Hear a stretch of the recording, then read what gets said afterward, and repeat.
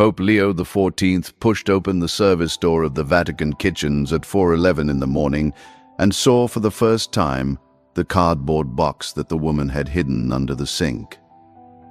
She had not heard the door. She was on her knees on the terracotta floor, in a black habit worn shiny at the elbows, scrubbing a grout line between two tiles with a toothbrush whose bristles had gone the color of weak tea. Her white veil was pinned crooked because she had pinned it in the dark at 3:40 in a converted broom closet 2 corridors away with no mirror. She was 78 years old. She had served in those kitchens for 51 years. The Pope had been told her name twice and had forgotten it once. He would not forget it again. He had come to the kitchens because of the joke. The afternoon before, at lunch in the Casa Santa Marta, Bishop Maximilian Aldobrandini Cray had stood at his place at the long walnut table and delivered the joke about le donne della cucina, the scullery women, he had said, who pray to the saints because they cannot afford the dentist. 6 bishops had laughed. The Pope had not laughed. He had also not spoken. By the time the espresso arrived, the Pope's silence had become, around the table, a story the bishops were already telling themselves, that the new American Pope had finally learned to choose his battles, that the boy from Dalton was being broken in by Rome at last. They were wrong about what he had been waiting for. He stood now in the kitchen doorway and watched her hands. Her knuckles were swollen the color of plums. 2 of her fingernails were ridged from a fall on the stairs in 2003, the year a previous pope had died, and the bishops had moved her cot twice because the choir needed the storage space. Beside her right knee, half concealed by a folded gray apron and pushed back against the white plaster, was the cardboard box. He saw, at one corner, the edge of a black and white photograph protruding from beneath the apron. He did not pull it out. He was a careful man.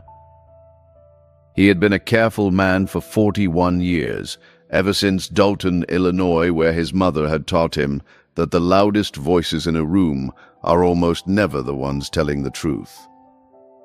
He closed the door without sound.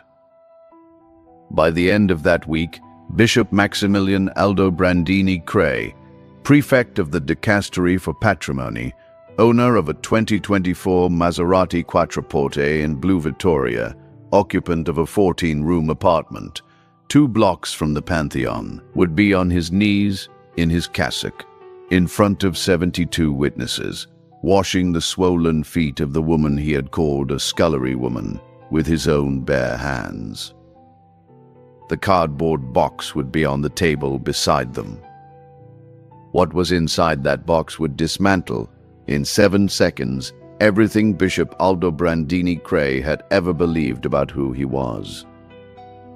Bishop Maximilian Aldobrandini Cray was, by every visible measure, the most successful prelate of his generation. He was 69 years old. He had been ordained in 1981 in the Cathedral of Genoa. He had survived 4 pontificates, 3 Vatican financial scandals, and 1 cardiac surgery without losing either his portfolio or his color. He kept his office at 21 degrees Celsius year-round because his physician had told him in 2014 that warmer air dried the membranes of his throat, and he had, since then, refused to enter any room in which the climate had not been preset for his lungs. His office was 11 meters long. The carpet was new. The carpet was Persian. The carpet had been laid the previous October at a cost the Office of Patrimony had recorded as spese ordinari di manutentio, ordinary maintenance expenses. and the figure attached to that quiet line, in the ledger that Bishop Aldobrandini Cray believed no one outside his trusted notary would ever read, was 142,000 euros. The woman scrubbing the kitchen floor at 4 in the morning earned, after deductions, 486 euros a month. The bishop's defense, when he was eventually pressed, would never vary.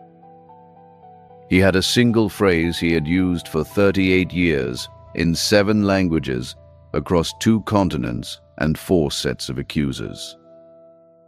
He used it that week. He had used it in 1992, in 2007, in 2018, and in the spring of 2024. He would use it for the last time in a room of 72 witnesses on a Friday in October. The church, he liked to say, is a building. Buildings need patrons. Patrons need rooms in which to be received with dignity. Charity has its place. Its place is not here. He had said it the previous afternoon to a young Argentine archbishop who had asked, mildly, why the kitchens at the Casa Santa Marta employed 3 full-time cleaning sisters and a part-time nun for less, between them, than the bishop's monthly outlay for bottled San Pellegrino. The Argentine had not pressed him. The Argentine, like the others, had learned that pressing Bishop Aldobrandini Cray produced no result other than a quietly diminished reputation for oneself.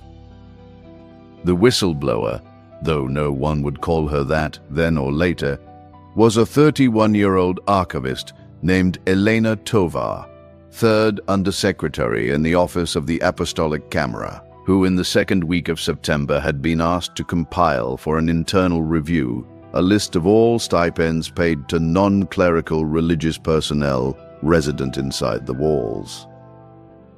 She had compiled the list. She had then compiled beside it a list of the maintenance expenses approved in the same fiscal year for the residences of the prefects of the 4 most senior dicasteries. She had set the 2 lists side by side. She had stared at them for a long time. She had then walked the documents in a manila folder marked only with the date into the office of the Pope's private secretary. The Pope had read them at his desk that evening. He had read them twice. He had drunk 1 cup of black tea and had not eaten the small biscuit on the saucer beside it. He had then taken the folder and a 2nd folder beside it, and placed both inside the center drawer of his desk and locked the drawer. The next morning at lunch, Bishop Aldobrandini Cray had stood up at the walnut table and told his joke about La Donne della Cucina, and the Pope had not laughed. The bishops around the table had read his silence as deference. They were wrong. He had been waiting. He had been waiting for the 2nd folder. The 2nd folder, which Elena Tovar had set beneath the 1st because she had not been sure whether to include it, contained a single sheet. On the sheet were 3 names. Beside each name was a date, a sum, and a 1-word description of an apartment. The first name on the sheet was Bishop Maximilian Aldobrandini Cray. The sum beside his name was di particolare intereste, of particular interest, and the 1-word description, in a hand that was Elena Tovar's and that she had underlined twice, was undeclared. The Pope had read the word undeclared 3 times. He had then walked to the window of his small study, which faced the inner courtyard where 2 pigeons had built a nest in the spring, and stood with his hands behind his back. He had stood there for 11 minutes. The pigeons had moved on by then. The nest, however, had stayed. He had thought about Dalton, Illinois. He had thought about his mother, who had cleaned the rectory of St. Bridget's for 36 years on a wage that had bought, every month, exactly enough heating oil to keep one room warm. He had thought about the priest at St. Bridget's, a kind man who had never once asked his mother what her hands were doing under the kitchen table during the homilies. Her hands had been counting coins. The coins had been the change from the grocery money. She had been calculating whether there would be enough that month for the second prescription. He had thought then about Sister what was her name, the woman who scrubbed the kitchen floor at 4 in the morning. He had decided, standing at the window, that he would find out. That night he had taken the cardigan he wore over his cassock in the privacy of his rooms, and the small flashlight he kept in his bedside drawer for the corridors, and he had walked, alone, the 420 paces between his bedroom and the service door of the Vatican kitchens. He had pushed the door open at 4:11 in the morning. He had seen the cardboard box. She rose from the floor at 4:10. She had not seen the Pope at the door. She did not know the door had been opened. She took the toothbrush and rinsed it under the cold tap because the hot tap in the deep sink had not worked since the 14th of November, and she had submitted 3 maintenance forms that had gone, all 3, into a folder in the Office of Patrimony marked Da Valutare, to be evaluated. The folder had not been opened. She wrung the toothbrush against the rim of the sink. She placed it in a small jar beside the powdered cleanser. She crossed herself. She blew on her knuckles because the cold tap had numbed them. Then she knelt again, this time beside the box, and slid it back against the plaster with both hands. She did not open it. She had not opened it in 4 months. She knew what was inside. Her name was Sister Maria Teresa Vázquez Iglesias. She had been born in 1947 in a village outside Cebu in the Philippines, the 7th of 9 children, the daughter of a fisherman who had drowned in 1953 and a woman who had raised the remaining children on the sale of dried mango at a roadside stall. She had entered the Carmelite Sisters of Our Lady of the Sea in 1965, at the age of 17, in a postulancy house on the Bay of Naples that the order had maintained for 58 years and that had been sold by the diocese in 1987 to a developer who had converted it into a hotel. She had been sent to Rome the year of the sale. She had been told it was a promotion. She had been put in the kitchens of the Casa Santa Marta and had stayed there. She had a sister still alive, in Naples. The sister's name was Carmencita. Carmencita was 81 and had stage 3 pancreatic cancer. The hospital bill for the previous month, which Sister Maria Teresa had folded into 3 and slid behind the small wooden crucifix on the wall of her room, was €3,411.17. Her monthly stipend, after the deductions the order took for room and board and the small premium for the funeral insurance her superiors had encouraged her to maintain, was €486. She sent 440 of those euros every month to Naples. The remaining €46 she kept in a tin under her cot. The cot was in a converted broom closet in the basement of the south wing of the Casa Santa Marta, 2 corridors from the kitchens. The closet measured 1 meter 90 by 1 meter 40. It had no window. The radiator on the far wall had not worked since the 14th of November. She had submitted 3 maintenance forms. The forms had gone into a folder in the Office of Patrimony marked da valutare. She had stopped submitting them in February. She had begun instead to sleep in 2 cardigans. Above her cot, on a nail driven into the plaster by a Polish electrician in 2011, hung a wooden crucifix the length of her hand. Behind the crucifix were 3 folded letters from her sister, the hospital bill from October, and a folded prayer card printed in 1962 in Manila with the face of a saint she had loved as a child. The Pope returned to the kitchens at 5:40 that evening. He came alone. He did not announce himself. He carried only the small black notebook in which he had written all his adult life, the names of people whose names he did not intend to forget. He found her at the deep sink, drying the heavy copper pans the chefs used for the soups. He stood quietly until she turned. When she turned, she dropped the pan. The pan struck the rim of the sink. The sound, in the empty kitchen, was the sound of a bell. She knelt at once to retrieve the pan. He knelt with her. "Holy Father," she said. "Sister," he said.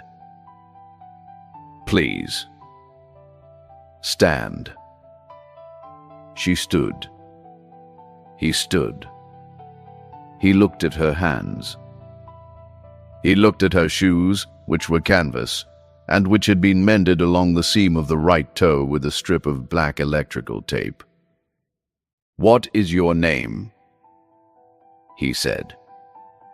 "Sister Maria Teresa Vasquez Iglesias," she said. He wrote it down. He wrote it down in full. He underlined the surname twice. "Where do you sleep, Sister Maria Teresa?" She looked at the floor. She did not answer. "Please," he said. She told him. He asked to see the room. She walked him there. She did not speak on the way. He noticed that she walked with a small limp on the left side that she had learned, over decades, to disguise by altering the rhythm of her breath. He noticed that she paused before each set of stairs to grip the banister with both hands. She opened the door of the broom closet. He stood at the threshold. He did not step inside. He looked at the cot and the wooden crucifix and the folded cardigans and the tin under the cot and the radiator on the far wall and the small square of gray tape over the keyhole because the lock had broken in 2019 and she had been told that locks for the basement closets were non-priority, not priorities. He closed his eyes for the length of one breath. He opened them. "Sister," he said, "the box under the sink in the kitchen. May I see it?" She did not move. She did not blink.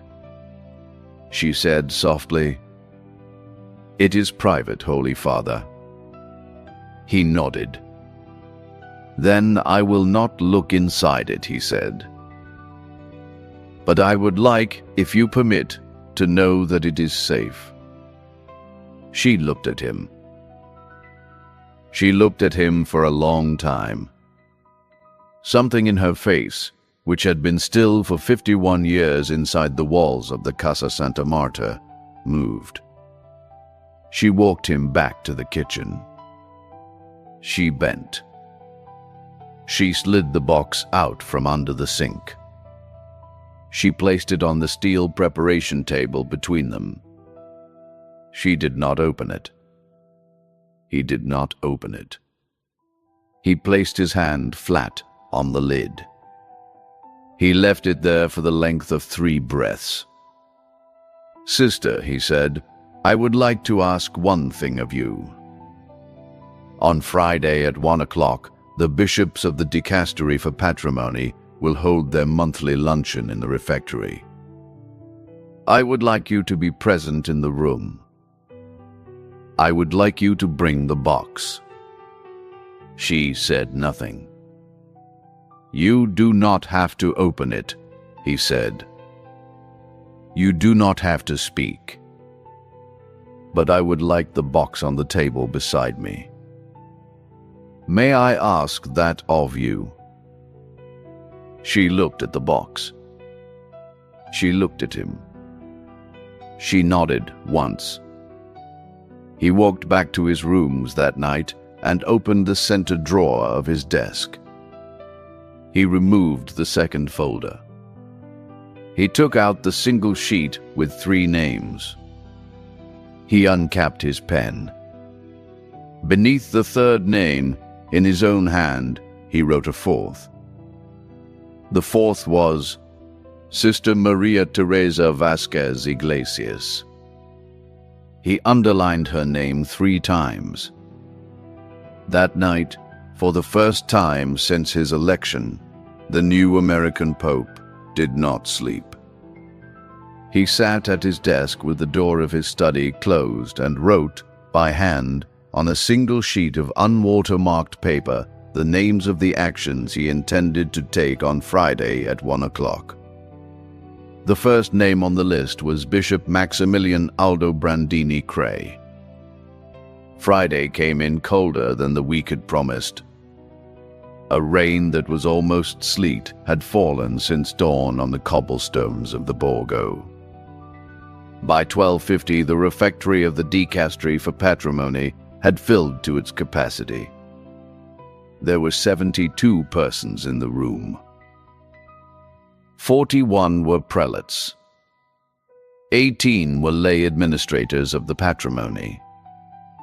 6 were notaries.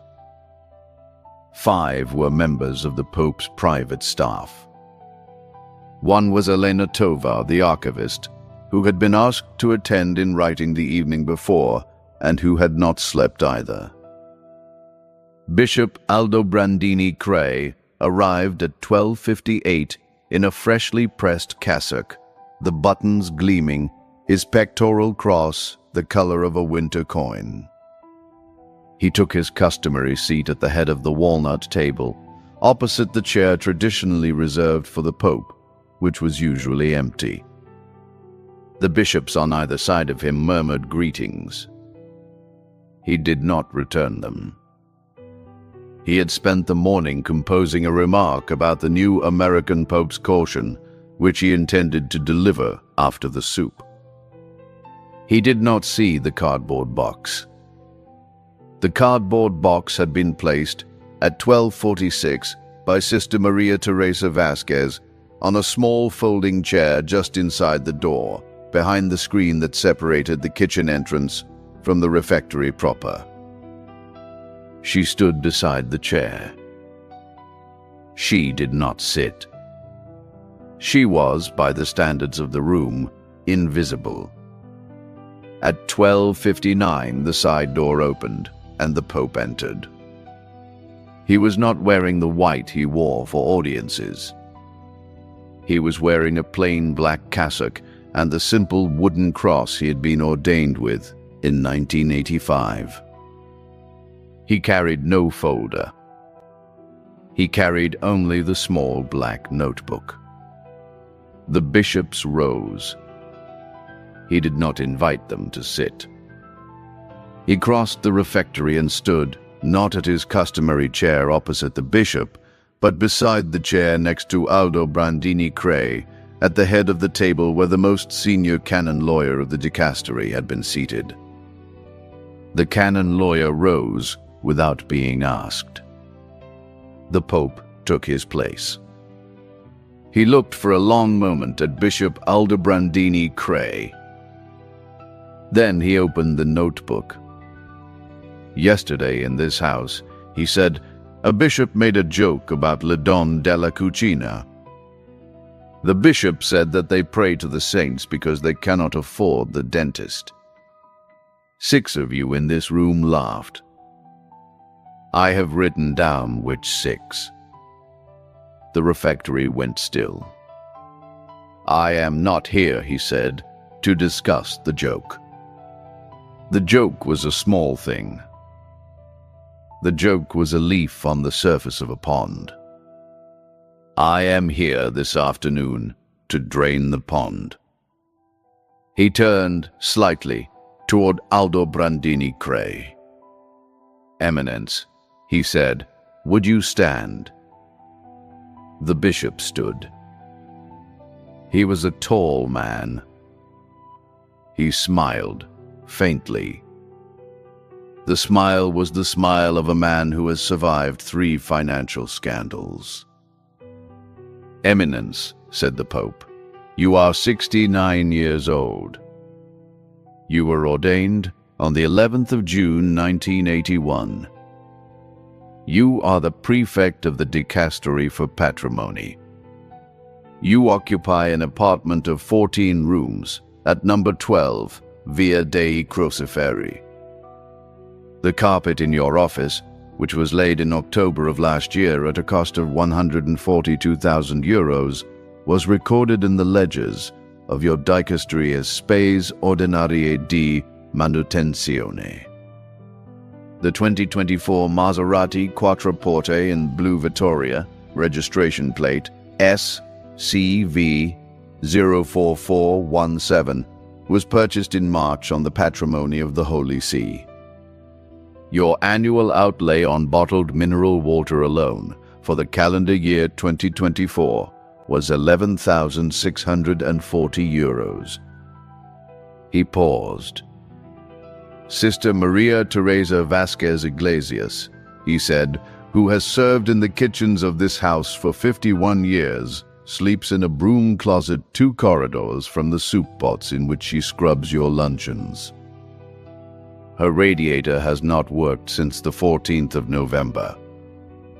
The lock on the door of her room has been broken since 2019. Her monthly stipend after deductions is 486 euros. She sends 440 of those euros every month to her elder sister Carmencita in Naples, who has stage 3 pancreatic cancer, and whose hospital bill for the month of October was 3,411 euros and 17 cents. The room did not breathe.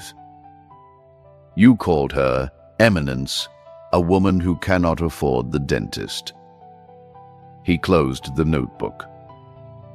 You were correct about the dentist, Eminence. You will be incorrect about everything else, beginning today. Bishop Aldobrandini Cray opened his mouth. He had prepared 2 sentences. He had prepared them at his desk that morning. The first sentence began with, "The church is a building." He did not deliver it. He saw, at that moment, over the Pope's shoulder, the small folding chair behind the screen and the woman standing beside it, and the cardboard box on the chair. He had not noticed the box before. "Sister," said the Pope, without turning his head, "would you bring the box?" She walked the length of the refectory. She walked slowly because of her left hip. The room watched her. She placed the box on the table between the Pope and the bishop. She did not open it. The Pope did not open it. "Eminence," said the Pope, "the box is hers. She has carried it with her in this house for 51 years. I have not looked inside it. I have asked her this afternoon if she would consent to show me one item from it. She has agreed.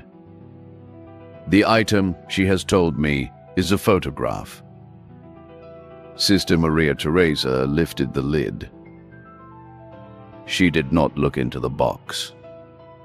She reached in by memory and lifted out a single black and white photograph its edges curled from heat, a small triangular tear at the upper right corner. She turned it face down on the table.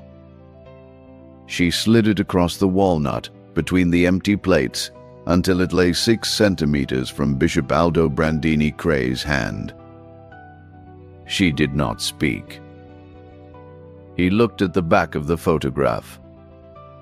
There was an inscription on the back in a child's hand. The ink was brown. The letter shapes were not Italian. They were Spanish, and the handwriting was unmistakably that of a boy of about 7. It read, "Para la hermana Maria Teresa, que me dio de comer. Maximiliano. Napoli, 1962. For Sister Maria Teresa, who fed me. Maximiliano. Naples, 1962.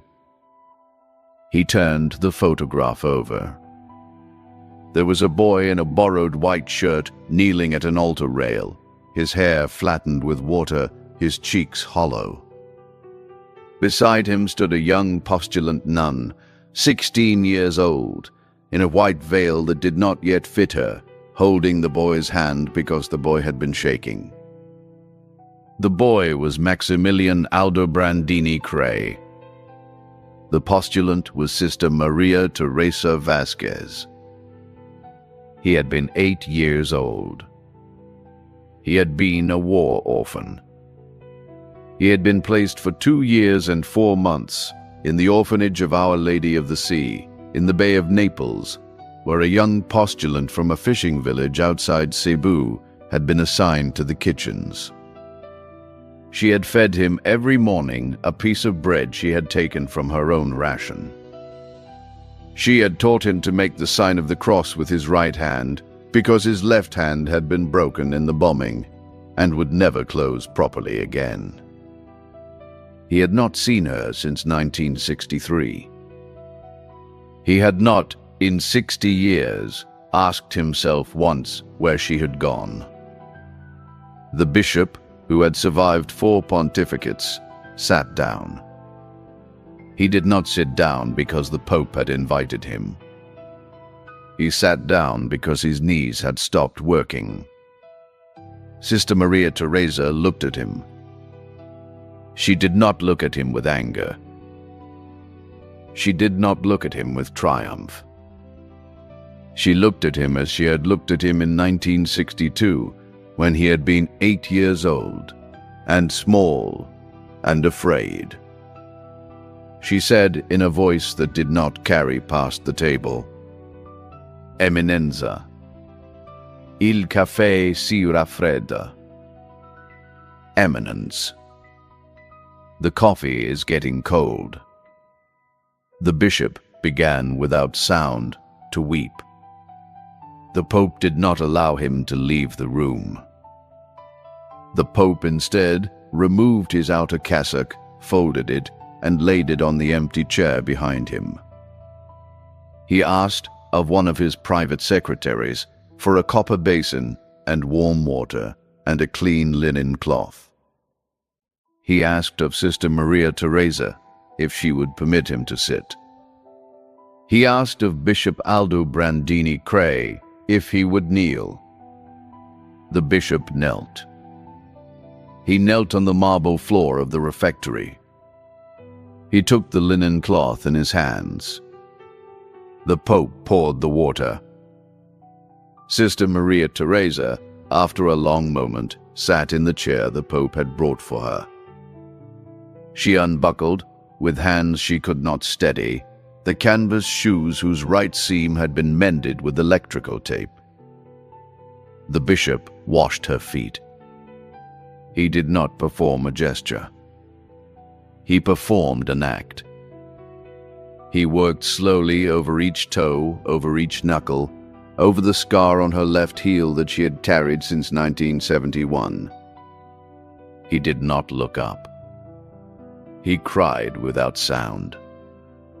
When he had finished, he placed the cloth, folded on the floor beside her shoes, and he laid his forehead against the marble for a long time. The Pope read aloud, then the numbered reforms. He read them from the small black notebook. The first line restored the kitchen's hot water. The second repaired the radiator in the basement of the south wing. The third replaced every lock on every broom closet in the residence. The fourth raised the monthly stipend of every non-clerical religious in the house to 2,100 euros, indexed annually. The fifth paid, in full and at once, the hospital costs of every direct family member of every such person, retroactive to 12 months. The sixth closed the Office of Patrimony's account at the dealership of Maserati Roma and ordered the immediate sale of the Quattraport at auction, the proceeds directed to the same fund. The seventh sealed the bishop's apartment at number 12 Via dei Crociferi for inspection. The eighth line was Bishop Aldobrandini Cray's salary. The Pope reduced it to 0. The ninth line was Bishop Aldobrandini Cray's resignation. The Pope refused it.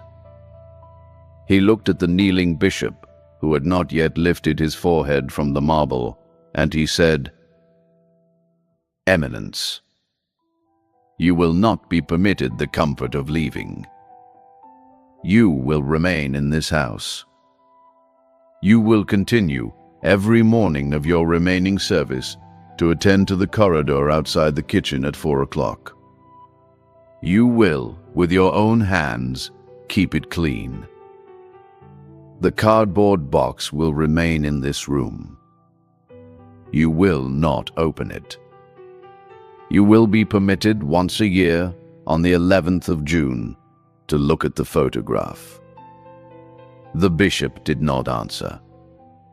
The bishop could not answer. His shoulders shook against the marble. The defense that had served him for 38 years in 7 languages across 2 continents and 4 sets of accusers died in the silence of the refectory without ever leaving his mouth. The story did not end that afternoon. The Pope did not pretend that one luncheon in one refectory in one city had cured the disease of which Bishop Aldobrandini Cray had been a symptom. He said, in the private letter he wrote to the Dean of the College of Cardinals that evening, that he had not extinguished a fire. He had, he said, only opened one window in one room of one house, in which the smoke had been mistaken for 3 generations for incense. But the reforms were executed. The hot water in the kitchens was restored on the Monday morning at 6:12. The radiator in the basement of the south wing was repaired the same week by a Polish electrician named Tomasz Bielski, who refused payment because, he said, his own mother had cleaned a rectory in Krakow for 30 years and had slept, for the last 11, in a room without a window. The locks on the broom closets were replaced by the end of October. The stipend of every non-clerical religious in the residence rose, on the 1st of November, from 486 euros to 2,100 euros. The hospital bill of Carmencita Vasquez Iglesias in Naples was paid in a single transfer of 17,498 euros, retroactive to the previous October. Sister Maria Teresa was moved, the second Sunday of November, into a small room in the east wing of the Casa Santa Marta. The room had a window. The window faced the garden where the orange trees flowered in March. She was given, by order of the Pope, a chair beside the window, a small lamp, a new wooden crucifix that had been blessed by hand, and a key. The key worked. She kept the cardboard box on the table beside the bed. She kept beside the box a single envelope, sealed with brown tape, addressed in her own hand to the Holy Father, to be opened only after her death. She did not die that year. She did not die the year after. She lived in the room with the window for 4 years and 7 months.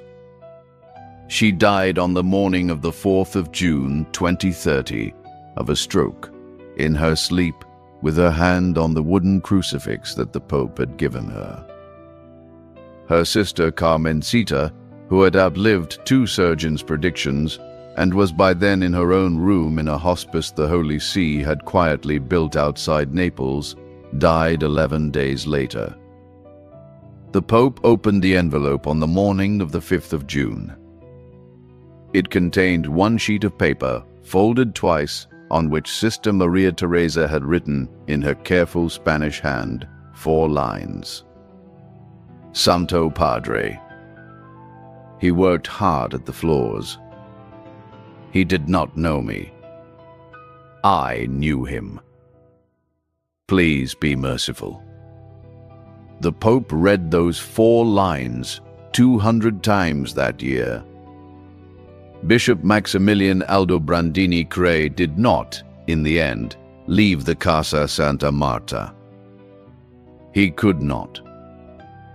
The Pope had refused his resignation. The cassock he had worn, freshly pressed, into the refectory on the Friday of the luncheon he wore again, without pressing, every morning at 3:50 for the rest of his life. He swept, with his own hands, the corridor outside the kitchen. He scrubbed, with his own hands, the grout lines between the terracotta tiles. He used a toothbrush whose bristles had gone the color of weak tea. He was permitted, once a year, on the 11th of June, to enter the refectory and to look for the length of 1 minute at the photograph. He kept, in the center drawer of the desk in his 11-meter office, a single object.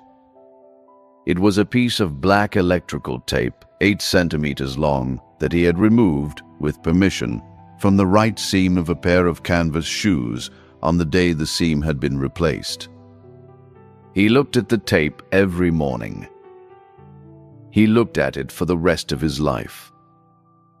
This is where the story passes out of the Casa Santa Marta and into your hands. You were not in the refectory that Friday afternoon. You have never been to the Casa Santa Marta. You may never go. But you have, in your own life, in your own town, in your own building, in your own family, watched a man like Bishop Aldobrandini Cray deliver his small joke about the women who cannot afford the dentist, and you have, perhaps, not laughed, and you have also, perhaps, not spoken. The silence at that table is the architecture in which Sister Maria Teresa slept for 51 years on a cot in a broom closet 2 corridors from the soup pots. It is the architecture in which your mother, perhaps, counted coins under the kitchen table on a Sunday afternoon in 1968 to find out whether there was enough that month for the second prescription.